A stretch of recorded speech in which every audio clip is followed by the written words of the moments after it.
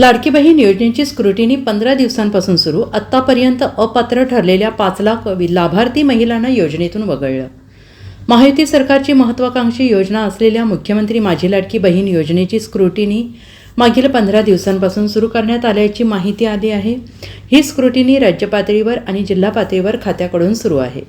सध्या राज्य पातळीवर करण्यात आलेल्या स्क्रुटिनीमध्ये 5 लाखांपेक्षा जास्त महिलांकडून नियमांची पायमल्ली केल्याचं उघड झालं आहे. महिला आणि बालविकास विभागाकडून या स्क्रुटिनीसाठी संजय गांधी निराधार योजना परिवहन विभाग नमोशक्ती योजनेची मदत घेण्यात आली. विभागाला आत्तापर्यंत आयकर विभागाची माहिती विभागाला आलेली नाही. सर्व अर्जांची पडताळणी होण्यासाठी मार्च महिना उघडण्याची शक्यता आहे अशी माहिती मिळाली आहे. महिला आणि बालकल्याण खात्याकडून जिल्हा पातळीवर स्वेच्छेने पैसे माघारी घेण्यात आलेल्या महिलांचा डेटा गोळा करण्याचं काम अद्याप सुरू असल्याची माहिती आहे. दिवसेंदिवस आकडेवारी बदलत असल्याने मार्च महिन्यात स्क्रुटिनी पूर्ण झाल्यानंतर विभागाच्या हाती मोठा आकडा लागण्याची शक्यता आहे अशी सूत्रांची माहिती आहे. Bureau report SBN Marathi, Mumbai.